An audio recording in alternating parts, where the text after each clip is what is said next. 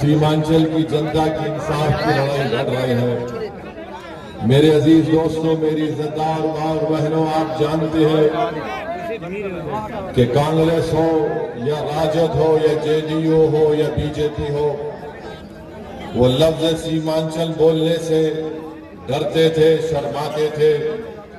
मगर ये वही मजलिस इत्तेहादुल मुस्लिमीन है जिसने बेबाक तरीके से सीमांचल का नाम लिया और सीमांचल की जमीन पर बसने वाले इंसानों की लड़ाई लड़ने का काम का आगाज किया।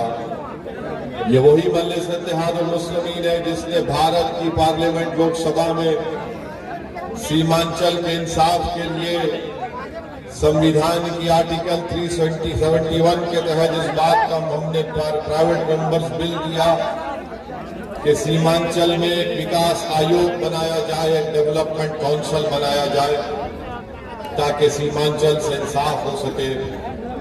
मेरे इज्जतदार दोस्तों, मेरी इज्जतदार माँ और बहनों, आप जानते हैं कि मजलिस ने जब से इस लड़ाई का आगाज किया, आप तमाम ने हमारा साथ दिया, आपने हमको अपनी मोहब्बतों से नवाजा। मैं आपका शुक्रिया अदा करता हूं और आपसे फिर से अपील करता हूं कि लड़ाई हमको लड़ना है। ये लड़ाई हमको अपने आने वाली नस्ल को बचाने के लिए लड़ना है। ये लड़ाई हम अपने बच्चों को अच्छी शिक्षा दिलाने के लिए लड़ना है। ये लड़ाई हमको लड़ना इसलिए है ताकि सीमांचल में लोग इज्जत की जिंदगी गुजार सके। हाँ, मैं इस बात को जानता हूं कि जिस जनता ने मजलिस के उम्मीदवारों को एमएलए बनाया, उन लोगों ने मजलिस को छोड़ दिया और इख्तिदार की कुर्सियों पर बैठने वाले जालिमों के सरों उनके पैरों के सामने अपने सरों को झुका दिया। मैंने उन तमाम से कहा था कि तुम सीमांचल की जनता के बाजू बैठो, तुम सीमांचल की जनता के साथ चलो, तुम सीमांचल की जनता की तकलीफ को समझो, तुम सीमांचल के इंसाफ के लिए तो थोड़ी तकलीफ उठाओ।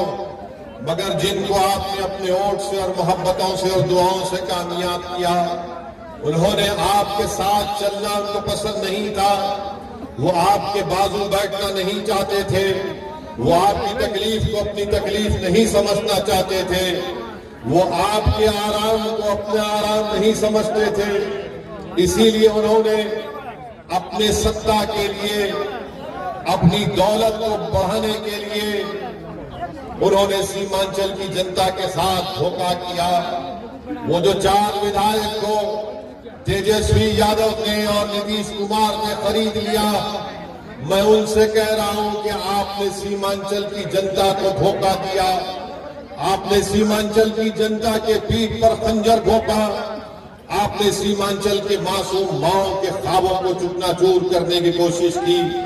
मगर सुन लो, मैं उन बेईमानों से भी कहना चाह रहा हूं कि एक तरफ अख्तर उल ईमान है तो दूसरी तरफ वो 4 बेईमान है और हम इन बेईमानों को कभी साथ इनको कभी माफ नहीं करेंगे जिन्होंने सत्ता के लिए अपने ईमान को बेच दिया। मुझे यकीन है कि इंशाअल्लाह ताला सीमांचल की सरजमीन पर बसने वाली गयूर अवाम इन बेईमानों को कभी माफ नहीं करेगी। आज तुम्हारे पास सत्ता जरूर है, मगर देखो, जब महागठबंधन का जलसा हुआ सीमांचल की सरजमीन पर, तो इन बेईमानों को पीछे कहीं कोने में बिठा दिया गया, इनको इज्जत से नहीं दी गई। ये चले गए, मंत्री बन गए, अपनी गर्दनों को मोटा कर लिया, मगर इनकी जबान से सीमांचल का लफ्ज नहीं निकलता। ये मंत्री बन गए मगर विधानसभा में जाकर सीमांचल के इंसाफ की बात नहीं करते।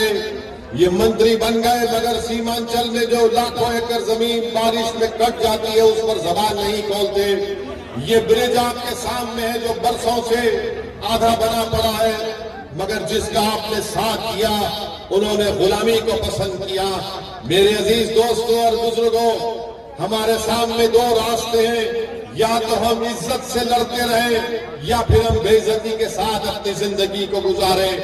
याद रखिए, अगर आप लड़ेंगे अपनी इज्जत के लिए तो यकीनन इंशाअल्लाह ताला कामयाबी आपके और हमारे कदम को चूमेगी। मजलिस इत्तेहादुल मुस्लिमीन सत्ता के हासिल करने के लिए इख्तिदार की कुर्सियों पर बैठने के लिए सीमांचल की लड़ाई नहीं लड़ रही है। मजलिस इत्तेहादुल मुस्लिमीन सीमांचल की लड़ाई इसलिए लड़ रही है ताकि हम अपनी मां और बहनों के ख्वाबों को पूरा कर सके। मजलिस सीमांचल की लड़ाई सत्ता में बैठने के लिए नहीं लड़ रही है, बल्कि मजलिस सीमांचल की लड़ाई इसलिए लड़ रही है ताकि हमारे नौजवानों के ख्वाबों को पूरा किया जा सके। मजलिस सीमांचल की लड़ाई इसलिए लड़ रही है ताकि हमारे मासूम बेटियों को, हमारे बच्चों को स्कूल मिल सके, उनको गवर्नमेंट के डिग्री कॉलेज मिल सके। मोदी के बड़े बड़े कारनामे गिनाते हैं कि मोदी के 56 इंच का सीना है। अरे अगर 8-9 साल में तुमने पूर्णिया का एयरपोर्ट नहीं बनाया तो कब बनाओगे? आप जानते हैं कि मोदी सरकार अगर चाहती तो एयरपोर्ट खुल जाता। अगर मोदी सरकार चाहती तो पटना की हाईकोर्ट का एक बेंच यहां पर उसको कायम किया जाता ताकि यहां की जनता को 350-400 किलोमीटर का सफर तय न करना पड़े। आप जानते हैं कि बारिश होती है तो 4-4 महीने यहां की जनता रोड पर अपनी जिंदगी को गुजारती है। आप जानते हैं कि जब बारिश होती है तो जमीन लाखों एकड़ कट जाती है। गवर्नमेंट का कानून है कि जमीन जाती है तो 3 डेसिमल जमीन मिलनी चाहिए, मगर नहीं किया जाता। मार्केट को डेवलप किया जाना चाहिए, मगर मार्केटों को डेवलप नहीं किया जाता। हम पूछना चाहते हैं नीतीश कुमार से और गठबंधन के तेजस्वी यादव से कि आखिर आपको सीमांचल से कितनी नफरत क्यों है? मुझे अभी अख्तरुल ईमान साहब बता रहे थे कि नीतीश कुमार ने राजगीर में एक कांच का ब्रिज बनाया है। राजगीर में नीतीश कुमार ने कांच का ब्रिज बनाया। देखो इस ब्रिज को देखो नीतीश कुमार, क्या तुम अंधे हो चुके हो? तुम वहां पर एक कांच का ब्रिज बना सकते हो और सीमांचल की सरजमीन पर ऐसे कई ब्रिज आधे अधूरे पड़े रहे। आखिर नीतीश कुमार और तेजस्वी को सीमांचल की जनता से इतनी नफरत क्यों है? क्यों नहीं तुमने ब्रिज को बनाया, मगर राजगीर में आपने कांच का पुल बना दिया। मेरे अजीज दोस्तों और बुजुर्गों, अभी अख्तरुल ईमान ने कहा कि राजगीर में गाया में गंगा का पानी पिलाया जा रहा और यहां का पानी में आर्सेनिक है, एसिड है, गंदगी है, जहर है, मगर नीतीश कुमार गाया की जनता को गंगा का साफ पानी पिलाते हैं और सीमांचल की सरजमीन पर बसने वाले बच्चे और उनकी माएं बीमार पड़ जाती है, बुजुर्ग बीमार पड़ जाते हैं गंदा पानी पीकर। सीमांचल से इंसाफ नहीं किया जाता। हम नीतीश कुमार से पूछना चाहते हैं कि नालंदा जिले में आपने क्या क्या काम नहीं करवा दिया? नालंदा जिले को आपने एक महल की तरह तामीर कर दिया, मगर सीमांचल को तुमने क्यों वीरान किया? नीतीश कुमार, सीमांचल को तुमने क्यों वीरान किया? तेजस्वी यादव बताओ। तुम लाख गालियां दे दो सरुद्दीन ओवैसी को, तुम जितने इल्जाम लगाना चाहते इल्जाम लगाओ, दुनिया में जितनी गालियां हैं मुझे दो, मगर मेरे सवाल का जवाब दो कि तुम अगर मुझे गालियां दोगे तो क्या सीमांचल की जनता से इंसाफ होगा? मैं तुम्हारी गालियां सुनने के लिए तैयार हूं, मैं तुम्हारे झूठे इल्जामात का सामना करते आया और करता रहूंगा, मगर याद रखो सीमांचल की इंसाफ की लड़ाई असदुद्दीन ओवैसी मर भी जाएगा, मगर ये जनता मेरी इज्जतदार मां और बहनों, आप जानते हैं कि नीतीश कुमार ने दरभंगा मधुबनी में आप देखते हैं कि क्या क्या डेवलपमेंट वहां पर करवाया। जल संसाधना स्कीम है, 32,000 करोड़ का बजट है। बताओ गठबंधन के नेता तेजस्वी और नीतीश कुमार, 32,000 करोड़ के बजट में तुमने सीमांचल को 100 करोड़ रुपए भी नहीं दिए। 100 करोड़ रुपए भी नहीं मिलते आपको और आकर बोलेंगे क्या ओवैसी आपका वोट तोड़ने आया है, ओवैसी फुला करता है। अरे 32,000 करोड़ का तुम्हारा बजट है और तुम सीमांचल को 100 करोड़ नहीं देते और तुम गालियां मुझे देते हो, तुम इल्जाम मुझ पर लगाते हो। अरे सत्ता में तुम हो, बरसों से तुम मुख्यमंत्री हो, बरसों से तुमने सत्ता में बैठकर तुमने इख्तियार की मलाई खाई है। अब बताओ तुम 100 करोड़ जल के लिए नहीं देना चाहते सीमांचल के लिए। इसीलिए मेरे अजीज दोस्तों, मेरी इज्जतदार मां और बहनों, अख्तर अली मान ने सही कहा कि सबने दिया हमको चोट, अब हम अपनी पार्टी का वोट, सबने हम दिया हमको चोट, अब हम अपने पार्टी का वोट सिर्फ मजलिस इत्तेहादुल मुस्लिमीन को देंगे। आपको सबने छोड़ दिया है, ने करवाया। अलीगढ़ मुस्लिम यूनिवर्सिटी का एक कॉलेज है MBA का, कांग्रेस ने झूठ कहा कि हमने अलीगढ़ मुस्लिम यूनिवर्सिटी का कैंपस किशनगंज में कायम किया।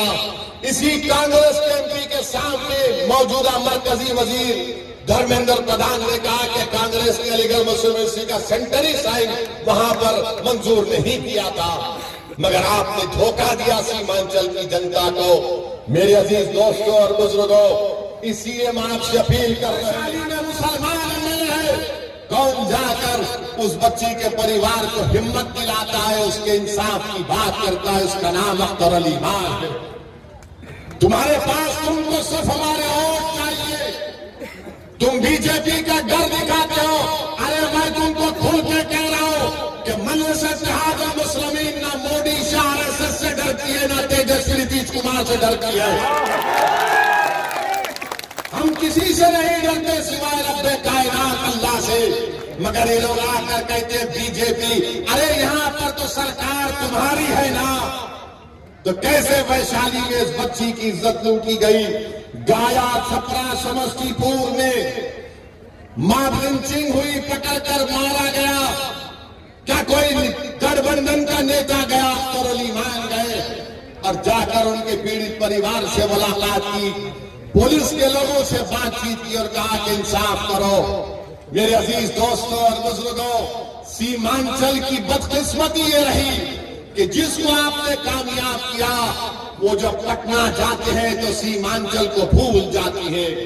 जिसको आपने अपनी कुर्बानी देकर उनको विधायक और सांसद बनाया, वो जब दिल्ली और पटना जाती है तो आपके जज्बात का सौदा कर लेते हैं। सीमांचल की बदकिस्मती ये रही कि जिसको आपने धूप में खड़े होकर भूखे रहकर अपना एक और डालकर उनको कामयाब किया, वो पटना और दिल्ली जाकर अपना पेट भर लेते हैं और आपकी गरीबी को भुला देते हैं।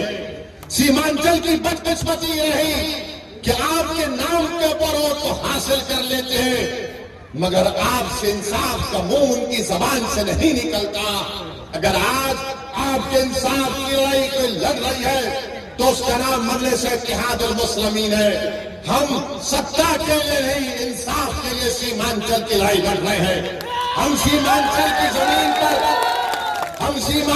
जमीन पर बसने वाले मुसलमानों के लिए नहीं, बल्कि सीमांचल की जमीन पर हर बसने वाले इंसान की लड़ाई हम लड़ रहे हैं।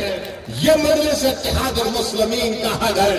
मैं आज आपसे कह रहा हूं कि हम उस वक्त तक खामोश नहीं बैठेंगे जब तक के सीमांचल से इंसाफ नहीं होगा। सुन लो दिल्ली में बैठे हुए बादशाह नरेंद्र मोदी, सुन लो पटना में बैठे हुए मुख्यमंत्री नीतीश कुमार और तेजस्वी यादव, अगर सीमांचल से इंसाफ नहीं होगा तो असदुद्दीन ओवैसी मजलिस के हजारों और सीमांचल की लाखों जनता के साथ चक्का जाम कर देगा। अब हम खामोश नहीं बैठेंगे। क्या आप हमारे साथ चक्का जाम के लिए तैयार हैं? क्या आप लड़ाई लड़ने के लिए तैयार हैं? तो सुन लो गुलामों, अब हम तुम्हारी गुलामी नहीं करेंगे।